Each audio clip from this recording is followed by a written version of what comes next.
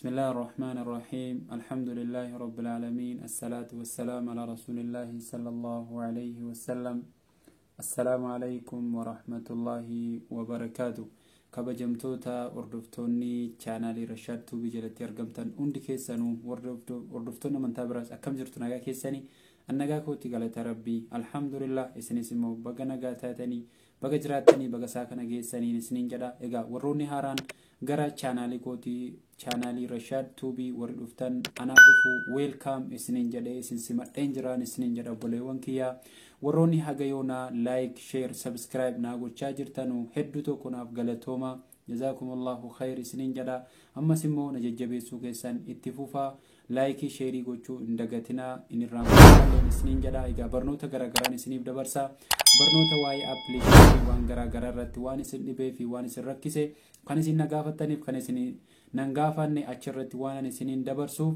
إسني سمو أكا ماتيناف تاتني نججبه ستانو kabajaaf jaalalaan isin gaafadha warroonni tiktookii kolle hagayoona laayikii fi folooyi naaf godhaa jirtanullee hedduu tokko naaf galatooma akkasumatti itti naaf ufaan isiniin jedha egaa anis barnoota waan beekurraa isiniif dabarsuudhaaf qophiidhaan isiniin jedha obboleewwan kiyyaa guyyaa irraa kan ammoo gara barnoota kiyyaatti adabarru egaa wanta narra isiniif qabadduuf immoo waan hunda keessan isin barbaachisuudhaan isiniin jedha keessattuu namoonni tiktookii fayyadamtanu appilishina tokko fayyadamne tiktokii namoonni tokko liiwonni ofii ni cufanii jechuudha akka namni daawuloodii hin godhanne ni cufanii viidiyoo isaanii viidiyoo jarri ofirratti hidhan sana akka namni daawuloodii hin godhanne sana haala kamiin daawuloodii godhannaa appilishina wayii fayyadamne jechuudha egaa appiin sun immoo waa hedduudha kan inni hojjetu tiktokii qofatu hin taane Facebook irraa itti murachuu dandeessu history keessaallee YouTube channel irraallee bakka feetanii appilishina sana fayyadamtanii email password wanta kasiin gaafatu Play Store keessaa gabbuufattanii yoo Play Store keessaa dhabdan descriptionii YouTube kootii video nama waraabaru kana jala isiniifan kaa achi jala gaxuqxaniillee buufachuu dandeessuun isiniin jedha egaa appii sana immoo isinitti agarsiisa nafaana turaan isiniin jedha egaa as bukkee koo kanatti ilaaltuun isiniin jedha appilishina sana maal akka inni fakkaatu isinitti agarsiisa waliifis immoo sheerii godhaa appii baay'ee isin fayyaduudhaan isiniin jedha egaa namoonni daawuloodii godhachuudhaaf isin rakkisu hedduutu jira waan barnoota garaagaraa yeroo gabbuufachuu jettan namni sun waan bakka daawuloodii godhamu sana waan cufee jiruuf waan hidhatee jiruuf akka itti gadi buufattan hin qabdan saniif kooppii gofa gootanii appii sana keessa deemtanii peestii gootu kanumaan viidiyoo keessan waan barbaadan gadi buufachuu dandeessu nafaana tura isinitti agarsiisa egaa obboleewwan amma gara fuula moobaayila kanarratti dhufeetan jira kanarraa ilaaltuun isiniin jedha egaa descriptionii as jalan isinii kaan isiniin jedha viidiyoo nama hojjetaaru kana jala appii sanachi gadi buufachuu dandeessu namoonni gariin immoo Google Chrome irraallee buufachuu dandeessu appilishina sana appiin sun egaa kunoo appichi isa kanaa jechuudha egaa obboleewwan kiyyaa amma gara fuula moobaayila kiyyaatti dhufeetan jiraan isiniin jedha aga xumuraatti nafaana turaan affeerraa kiyyaa amma kallattumaan Play Store keessaa jalqaba Chrome irratti isinitti argisiisaa jechuudha appilishina sana appilishina sana gubbaa kanarratti barreessuu dandeenya jechuudha kunoo bakka yeroo Chrome irra gallee jennee bakka saanduqaa kanarratti garru kunne sanaap kunoo la barreeffama kana barreessu sanaap tik appii jettuu jechuudha erga akkas jettanii barreessitanii jettanii kunoo haala kanaan isinii fiduu danda'a isuma barreeffamuma sanaap tiktok downloader ka jedhu kana rukunnaa jechuudha isuma jalqabaa kana isuma jalqabaa kana inni akkasitti rukunnee jennee haala kanaan isinii baasaa obsaan hedduu yeroonni bakka kanatti akka kanatti isinii fidee jedhee amma gara tiktokii deemnaa jechuudha gara tiktokii ala deemnee jennee nu fakkeenyaaf amma tiktokiin seenee isinitti argisiisa maaliif viidiyoo tokko naqee fudhadhee dhufaa jechuudha amma tiktokii irraa egaa viidiyoo haalli nuti itti tiktokii irraa daawuloodii godhannu bismillaahi fakkeenyaaf rak'atay al-fajr liwahdiha sheekuma kana fakkeenya meemmee viidiyoo isaanii amma viidiyoo namaa tokko sheerii daawuloodii godhachuudhaaf namoonni tokko bakka viidiyoo daawuloodii godhatan sana ni cufu waan ta'eedhaaf bakka sheerii kana bakka daddaatiin isinii baasuu danda'a keessan yookaan fuula haala feesbuukiitiin baasaa yookaan sanaapchaat jedha bifa garaagaraatiin isinii baasuu danda'a. Isin bakka xiyya kana yoo xiyya kanaa isinii fide xiyyichuma rukuttu, yoo bifa biraatiin isinii fides bifuma biraa sana rukuttu jechaadha. Sana booda xiyya kanaan gadi rukutaa jechuudha. Garuu amma ergan gadi rukute kan isaanii daawunloodii godhachuu nan danda'a jechuudha. Kunoo save video jedha. Bakka save video kana yoo rukute galarii koorra galaa jechuudha. Amma videoon isaanii kuni egaa bakka kanatti namoonni tokko tokko ni cufatu jechuudha. Akka itti daawunloodii godhannu hin qabnu. Mee kan biraa deemnee ilaalla, kana gabbuufachuu dandeenya waan ta'eedhaaf. Kunoo laa amma yoo argitan Assalaamu alaykum wa rahmatullahi. amma yoo kunoo argitanii kunoo bakka kana yeroo dhufnee jenne sila save video jedha. Kan isaan sila irratti kanarratti immoo hin jiru jechuudha. Yeroo video bareedaa tokko video gadi buufachuu barbaanne tokko yeroo argine haalatti gadi buufannu dhabne bakka kana yeroo seennee isa dhabne jenneen maal goona ree kunoo copy link ka jedhu copy goonaa jechuudha. Erga akkasitti copy gootanii jettanii as keessaa baanee Chrome dhannaa jechuudha. Kunoo Google Chrome sila isinitti argisiise kunoo kanaa jechuudha. Asirra dhufnaa jechuudha. Duuba deebi'ee isinitti argisiisuu danda'a. Kunoo Google Chrome ganammi dhabe hin jiru. Chrome irra yeroo galtanii jettan Synaptic app jettanii sarchii gootu jechuudha. Erga kana barreessitanii jettanii kunoo barreeffama kana isinii baasa. Isa kanarra gad rukuttanii haala kanaanii. Erga haala kanaan gad rukuttanii kunoo saanduqa kana isinii fida. Saanduqa kana irratti quba keessaniin gadi qabdan. Erga gadi qabdanii kaatanii barreeffama paste jettu isinii fida jechuudha. Quba keessanii sekoondii tokkoof erga bakka duwwaa kana gadi qabdanii. Sana booda barreeffama paste jettu kana gadi rukuttu jechuudha. Erga paste kana gadi rukuttanii jettanii haala kanaan mallattoo download ka jedhu kana rukunnaa jechuudha. Erga mallattoo downloadii kana rukunne kunoo laa Iskandar nama Facebook TikTok irraa downloadii godhadhee dhufe naaf fidee jira jechuudha. Kunoo download godhaatan jira jechuudha. Amma akka downloadii ta'aa jiru immoo isatti argitu kunoo. Amma kunoo videoon kan koo downloadii ta'uusaa kunoo asittan argaa jira jechuudha. Kunoo akkuma argaartan Bluetooth share ka jedhu kun videoon amma TikTok irraa copy godhadhee dhufe kan akka itti buufatan hin qabne sana achi keessa galee gadi buufataa jira jechuudha. Dhiifama download ka jedhu kana rukunnaa jechuudha. Downloadii kana erga rukunne amma kallattiidhaan gadi nuu bu'aa jira jechuudha. Saffisaan kunoo la amma kunoo bu'ee jira jechuudha. Akkuma argaa jirtan kunoo amma galarii moobaala kootii keessa galee jira jechuudha videoon amma. Kunoo amma dhaqeen isinitti argisiisa. Ammas keessa yoo galle kunoo akkuma argaa jirtan video ammaatii jechaadha kun. Videoon amma TikTok irraa gadi buufadheedha. Tokko asiin itti fayyadamuu dandeessu yoo feetan immoo Play Store keessaa appii kana lamaan buufachuu illee dandeessu jechuudha. Fakkeenyaaf appii kana keessa galee itti fayyadamuu nan danda'a. Kanas Synaptic app jettanii yoo barreessitanii jettan Play Store keessaa argachuu dandeessu jechuudha. Yoo Play Store keessaa gadi buufattan Chrome dhaquu isin hin barbaachisu. Asuma quba keessanii akkatti gadi qabdanii liinkii sana qofa copy godhatanii dhuftanii haala kanaan akkas gootu. Sana booda downloadii gootu. Download isinii fida. Downloadii isa kana gar rukuttu inni isa rukuttanii kaatan ammas downloadii isinii fida. Amma downloadii kana rukuttu jechuudha. Kunoo kunis gadi bu'aa jira jechuudha. Kunoo innis bu'ee ka'e kunoo saffisaanii kan inni bu'u inni kun saslaatii kan waan biraadha kuni.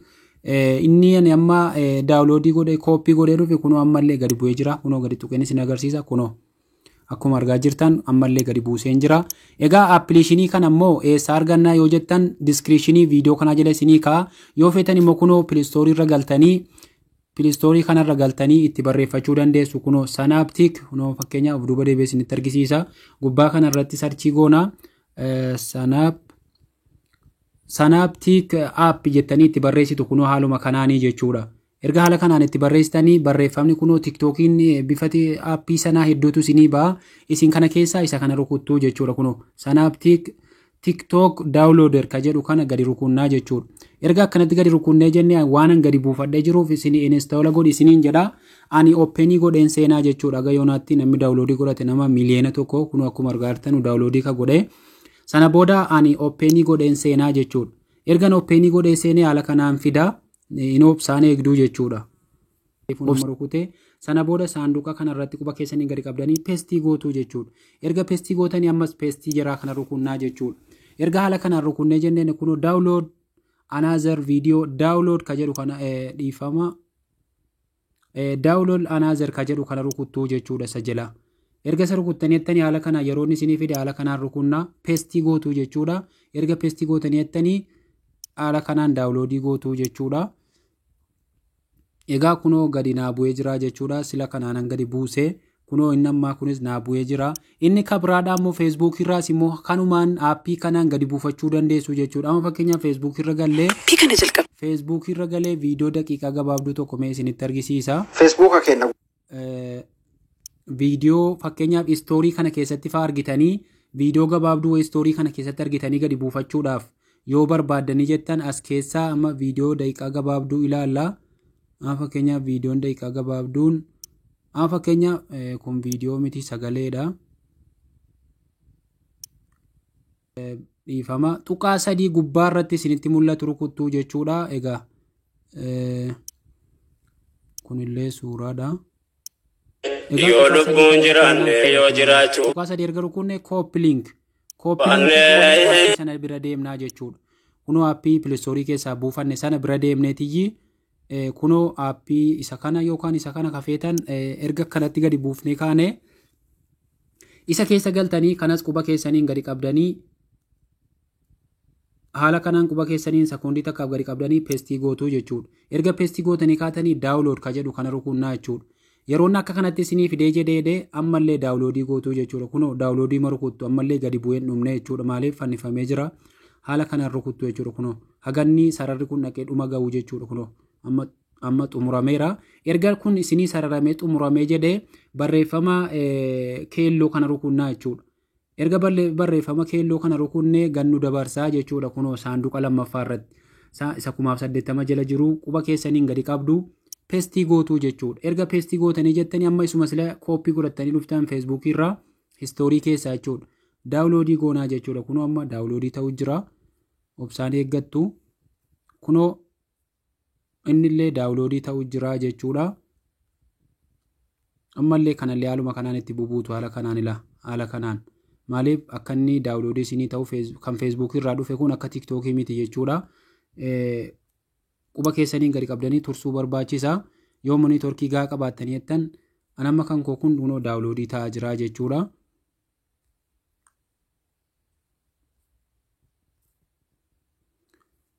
Egaa istoorii keessaas haala kanaan dhattanii ammala kunoo asirraa akkasitti viidiyoon kun amma viidiyoo sekoondii 40 wayitii. Egaa Facebook irra immoo yeroo galtanii jettan Facebook namaa jalaa viidiyoo barbaaddan tokko gadi buufachuudhaaf tuqaa 3 kana rukuttu jechuudha. Facebook nama sanaa jala galtanii tuqaa 3 kana erga rukunne copy-link ka jedhu nu dhufee as keessaa ba'aa jechuudha. Isa kanas ergan as keessaa ba'ee amma aappii sana keessa naqee galaa jechuudha. Aappiin kunoo isa kana. Egaa aappicha keessa ergan galee ka'ee aappichi akkuma isinitti hime Sanaaptik kunoo akkuma asirratti argitanu Sanaaptik TikTok viidiyoo daawuloodor jedha. Sana booda bakka saanduqaa kanarratti quba keessaniin gadi qabdu peestii gootuu jechuudha. Erga peestii gootanii jettanii daawulood ka jedhu kana rukunnaa jechuudha. Ammallee daawulood ka jedhu kana rukuttu yoo immoo kana rukutaan oolu jettan isa gubbaa kana rukunnee Sanaap seef ka jedhu kana gar rukuttu jechuudha. Erga gar rukuttanii jettanii saanduqa kana isinii fida. Saanduqa kana qubaan gadi qabdanii amma sekoondii takkaaf peestii gootanii erga peestii gootanii kunoo daawulood. Egaa haala neetworkii keessanii irratti hundaa'ee isinii dhufa. Inni isin peestii godhattanii dhuftan kunoo haala kanaan isinii baasa. Lakkoofsa 300 720 haga 540tti yeroo inni isinii baase daawuloodii isuma tokkoffaa kanarratti daawuloodii godhattu isa bicaa kanarratti jechuudha. Kunoo amma daawuloodii godhinaan jedhaa jira. Kanan Facebook irraa fudhadhee dhufe kunoo daawuloodiin godha.